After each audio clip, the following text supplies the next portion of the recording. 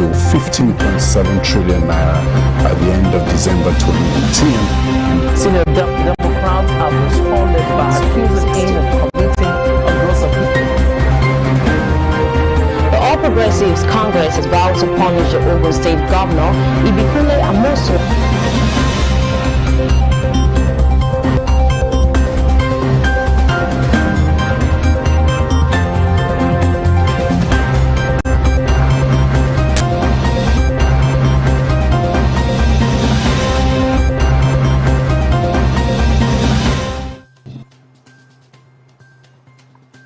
Welcome to Celebration Television News Desk. I'm Belly Squetta and thanks for joining us today. Now the news making the rounds. INEC fixed its date for 2023 general elections. Malawi outlaws death penalty. Biden pitches once-in-a-generation investment to Congress. NAFDAC, NEC, NICOMSATs and others opt for off-self-funding.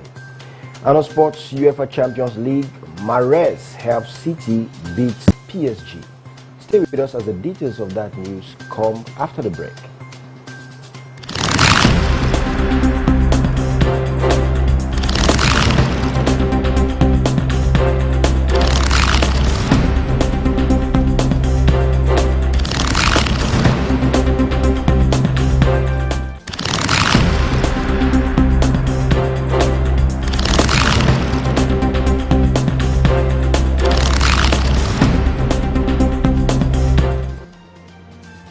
Welcome back. Now the news in full. INEC fixes dates for 2023 general elections. The Independent National Electoral Commission has fixed Saturday, February 18 for the 2023 general elections in the country. INEC Chairman Professor Mahmoud Yakubu made this known on Wednesday during a one-day public hearing on the National Electoral Offences Commission Bill 2021 organized by the Senate Committee on INEC. He said there will be a release of the timetable and schedule of activities for the general elections immediately after the Anambra governorship election scheduled to hold on the 6th of November 2021. In order to do so, there must be clarity and certainty about the electoral legal framework to govern the election. And INEC has iterated its confidence that the National Assembly will do the needful in earnest. In another development right now, Sanwo-Olu flags off constructions of new 150-bed Mercy Street Children's Hospital. The governor of Lagos State, Mr. Babajide Sanwo-Olu, on Wednesday flagged off the construction of a 150 new Mercy Street Children's Hospital as he commissions other critical medical infrastructure in the fulfillment of the Greater Lagos agenda.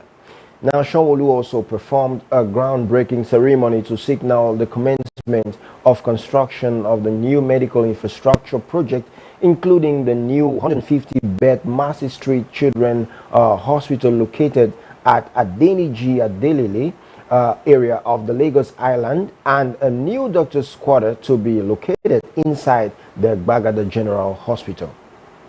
In speaking at the groundbreaking ceremony for the new Mercy Street Children's Hospital, the governor said it reflects his administration's unwavering determination to bridge all gaps in the health sector.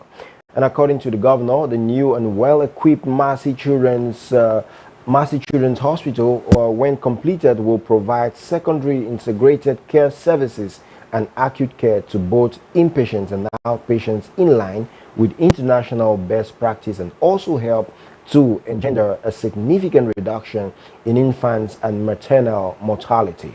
He added that the project, like others he had commissioned, are an integral part of the Greater Lagos vision, adding that it presents another unique opportunity to advance the cause of Lagos State and improve the overall well-being of Lagosians. And now moving forward, the Borno NLC denies the sack of 6,000 teachers. The Nigerian Labour Congress, NLC, Borno State Chapter has denied sacking of 6,000 teachers by the state government. And speaking to journalists yesterday in Maiduguri, the state's NLC chairman, Comrade Bulama Abiso, said contrary to the insinuation of the sack, the state government only set up a committee for the verification of teachers at the local government level. And he said as far as the NLC in the state is concerned, no teacher has been sacked since none of them has been issued a letter with a reason for sack. It can be recalled that Governor Babagana Umara Zulum had recently set up the Teachers Verification Committee to verify the status of teachers in the payroll of the 27 local government areas. And the committee verified and presented the report where over 6,000 teachers were declared ghost teachers. But further speaking, the NLC chairman said the affected teachers with irregularities were not sacked, adding that it was the committee's report that was implemented and salaries of some teachers there were having a problem that was stopped. And on news coming from around Africa, Ramaphosa admits to ANC's failure to stop corruption. South Africa's President Cyril Ramaphosa has admitted to the failure of the ruling party to prevent corruption during former President Jacob Zuma's rule. And he said the African National Congress should have done more to expect and to prevent corruption, as he gave his testimony before a judicial inquiry probing allegations of corruption during Mr. Zuma's term as the president. And he said the ANC has not lived up to the expectations of the South African people in enforcing accountability, noting that corruption had undermined the rule of law. And the president was speaking before the commission as head of the ANC and is expected to continue his testimony today. On his opening statement on Wednesday, he said the ANC would try to shed light on the matters being investigated so as to hold to account those responsible. And Mr. Zuma faces more than a dozen corruption-related charges, including fraud, racketeering, and money laundering during his 9 years in power, and he denies any of the wrongdoings. And still from around Africa, straight to Malawi, where Malawi outlaws death penalty. Malawi's Supreme Court has ruled that the death penalty is unconstitutional. The court said the death penalty was against international human rights standards. This therefore means that life sentence will be the highest punishment in Malawi. And the Malawi Human Rights Commission described the ruling as progress. And the ruling noted that he had not executed in the country since 1975. Malawi now becomes the 22nd sub-Saharan country to abolish the death penalty. We're going to short break right now. When we come back, we get more updates from the United States of America.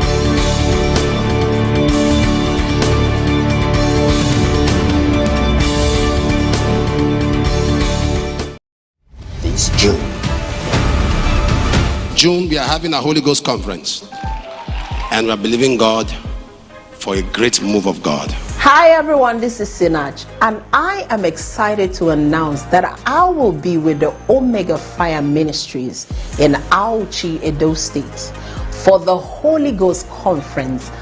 I want you to all come out and let's have a time with the Holy Ghost. God bless you. Holy Ghost Conference 2021.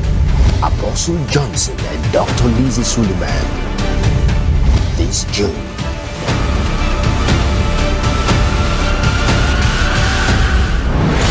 My God, completely blind for 2 years. He was blind. He can see. Papa, look at. He was blind. God has done it. He was blind. He was blind. He can see. Shout Jesus. An outpour of the Spirit that stirs up revival. The wonder-working power made visible. Who's Henry? My younger brother. Who's Imba? Now our last born. What's Mopo 20? Mopo 20. Yes, that's what. Barracks. Yes, sir. That's where you stay? Yes, sir. Be restored. Power. Take. Impact 2021 FCT Abuja with Apostle Johnson Suleiman. Johnson Suleiman is my name, and I hope this message meets you well. Do you live in Katsina? Do you live in Kaduna? Do you live in Kano? Do you live in Niger State? Do you live in the Northern Axis?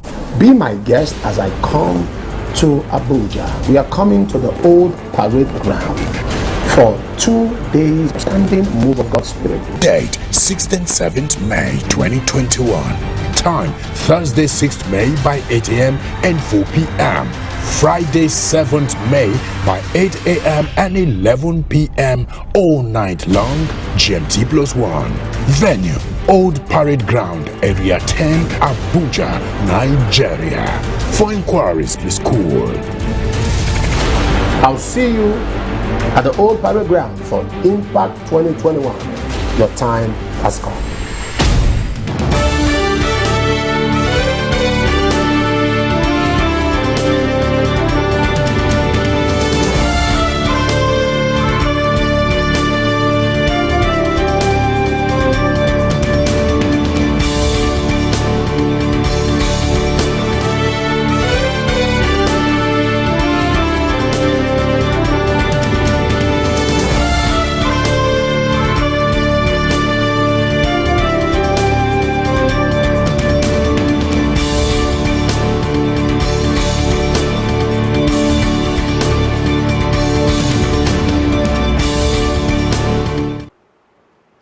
Welcome back. Now on the news updates from the United States of America. Biden pitches once-in-a-generation investment to Congress.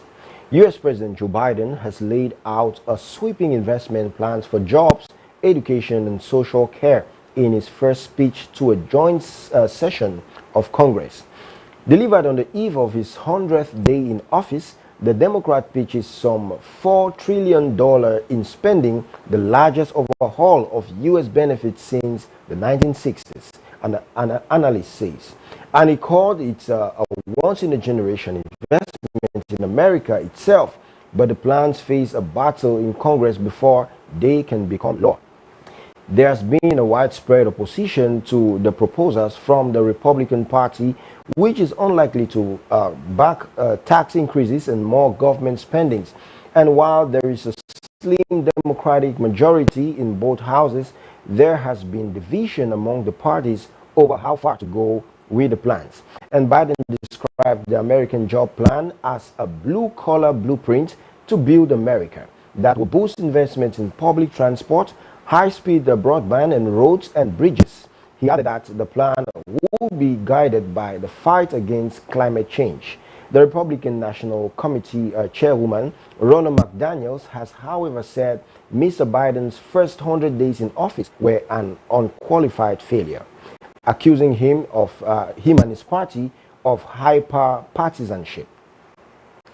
And now more updates from India. India's state elections go ahead as deaths hit a record high. People in the Indian state of West Bengal are voting in the final phase of elections despite rising COVID cases, and long queues were seen outside polling booths, raising concerns about the further spread of the virus as a deadly second wave sweeps the country. And experts already fear that West Bengal could be the next epicenter of the virus, and campaigning has continued there with a large crowd. It recorded more than 17,000 cases in the last 24 hours, a new high. And the state has already seen 7 phases of voting. The eastern state is one of the few where Prime Minister Narendra Modi does not have a majority of seats. And there has been a lot of criticism that he continued to hold large rallies there even as the virus began overwhelming the country. And journalists in the area, Amitabh Bhattisali, says that some of the biggest rallies, including those attended by Mr. Modi, saw throngs of people not wearing masks or maintaining social distancing. And now coming up from the world of business, NAFDAC, NER, Nicomsat, and others opt for off-self funding. Some government agencies on Wednesday opted out of funding from the federal budget and refunded millions of revenue due to the consolidation revenue of the Federation. And they took to the decision at the ongoing investment by the Senate Committee Finance on remittance and internally generated revenues by ministries, departments and agencies of government. And specifically, the heads of the National Agency for Food and Drugs Administration, Nigeria Communications Satellite Limited, and Nigeria Electricity Regulatory Commission, to varying degrees, informed that their agencies should be taken off from the federal budget. The Director General of NAFDAC, Professor Moji Adeyeye, told the committee that her agency could conveniently exit the federal budget to the extent of all overheads as well as capital provisions. And similarly, the chairman of NEC, Mr. Sanusi Garba, also stated that his agency was ready to completely exit the federal budget. And Garba promised to refund accumulated 28 million naira, being the 1% stamp duties on contracts awarded by the agency that were not remitted by contractors within 1 week. And the director of the Nicomsat Limited, Bimbola Alale, also told the committee that it was ready to exit the federal budget with regards to overhead. And the three agencies and others have appeared before the committee were asked to reconcile their IGRs and the 1% stamp duties account for remittance running into billions of naira. And the panel also asked them to report back with a reconciliation for the committee to determine if any remittance was still outstanding to the Fiscal Responsibility Commission. And now, still on business news, Cross River takes delivery of second aircraft for state airline. The governor of Cross River State, Professor Ben Ayade, has taken delivery of the second Boeing 737 aircraft at the Murtala Mohammed International Airport in Lagos for the state's commercial airline, Cali Air. According to a statement by the governor's special advisor on media and publicity, Christian Ita, the arrival of the aircraft comes barely 3 weeks after the first one was received on April 6th. On ground to receive the second aircraft to Arik Air Hangar in Lagos, where the trio of the states, that's the Commissioner for Finance, Asuko Ekpeyong Jr., Director General of the Due Process, Alfonso Oga, and Director General of the Bureau for Public and Private Partnership, Udiba. And the two Boeing 737 aircrafts have a carrying capacity of 142 and 144 passengers respectively, Ita said. And he added that Ayade, while announcing the floating of Cali Air earlier this year, decried the prohibitive air transport costs in the country, particularly the Lagos-Calabar and Calabar-Abuja routes, saying the route to Calabar, either from Lagos or Abuja, is the most expensive in Nigeria. I'll go on another short break right now, and when we come back, we get more updates from the world of sports. Don't go anywhere.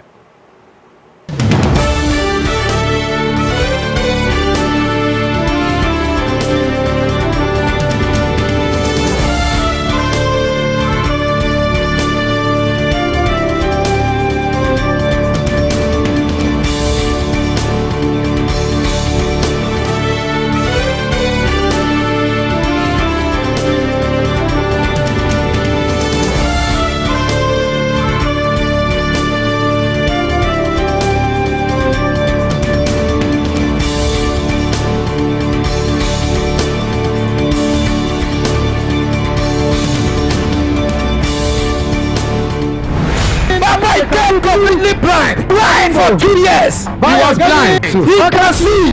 Yabika. Papa, look at. He was blind. God has done it.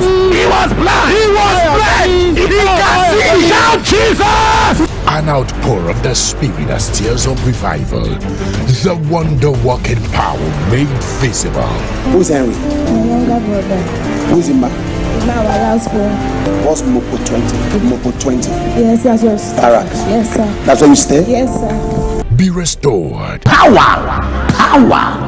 Take. Impact 2021 FCT Abuja with Apostle Johnson Suleiman. Johnson Suleiman is my name, and I hope this message meets you well. Do you live in Katsina? Do you live in Kaduna? Do you live in CARMEL? Do you live in Niger State? Do you live in the northern axis? Be my guest as I come to Abuja. We are coming to the old parade ground for 2 days standing move of God's Spirit. Date 6th and 7th May 2021. Time Thursday 6th May by 8 a.m. and 4 p.m. Friday 7th May by 8 a.m. and 11 p.m. all night long, GMT +1. Venue Old Parade Ground, Area 10, Abuja, Nigeria. For inquiries, please call. I'll see you at the old parade ground for Impact 2021. Your time has come.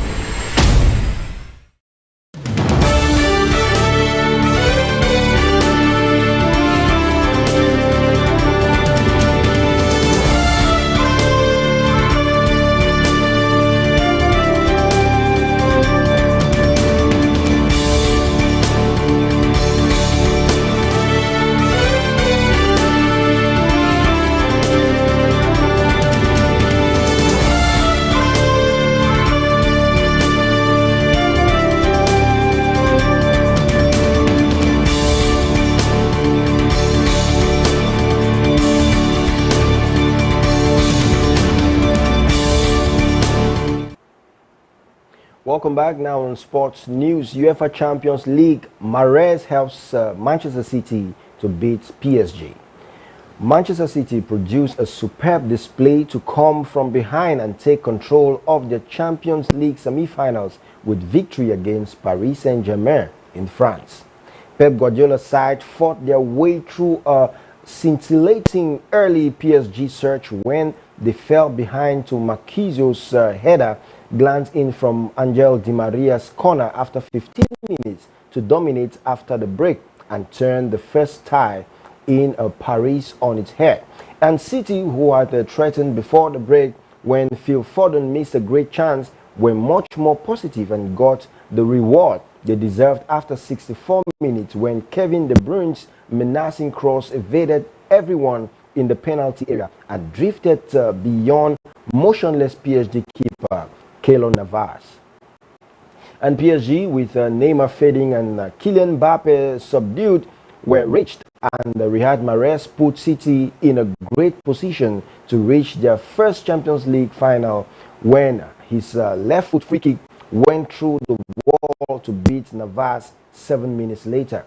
And to complete PSG's misery, former Everton midfielder man Idrassa Gueye was rightly shown a red card late on for a dreadful challenge on Ike Gundogan. In other sports news now, Ortega joins Levante on 2-year deal. Super Falcons forward Francesca Ortega has joined Spanish women's Primera División side Levante Femenino until 2023. And the club announced the signing on their website and social media handles on yesterday. Ortega last played for Chinese club Shanghai WFC. And the Nigerian, who had been without a club since early 2020, will join up with the Spanish side immediately for the remainder of the season and will be part of their last 7 games. It is Ortega's second stint in the Spanish league after previously playing for Atletico Madrid in the 2017-2018 league season, making 8 appearances for the club. And Levante are currently second in the league behind Barcelona. And that's the size of the news for us in Celebration Television News Desk. If you're just joining us, here is a recap of the news making the headlines. INEC fixes dates for 2023 general elections. Malawi outlaws death penalty. Biden pitches once-in-a-generation investment to Congress. NAFDAC, income starts and others opt for off-sale funding. On sports, UEFA Champions League, Mahrez helps City beat Paris Saint-Germain. Now to our photo of the day. We see this photo which says, "Don't dig a hole so deep, even if so that you can't get out of it." It's an advice to not dig a hole so deep to an extent where you can't come out of it. Don't enter into a situation when you know you can't come out of it, or don't put someone else in a situation you know you can take the person out of it. You can also share your thoughts on our social media platform. On Facebook, we are Celebration TV. On Instagram, we are My Celebration TV. On Twitter, we are at My Celebration TV.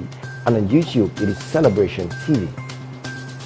And don't forget that your positive contribution to the wellness of the society you find yourself in, or the organization you work is defines your leadership might. And as an individual who knows what to do and do without expecting to be pushed, has backed his ways to success. And be it known today that everything we do, think, feel, and believe either have a positive or negative effect on humanity and our national well-being. So be a part of nation building today. Thanks for watching the news on Celebration Television News Desk. I'm Belly Squatter.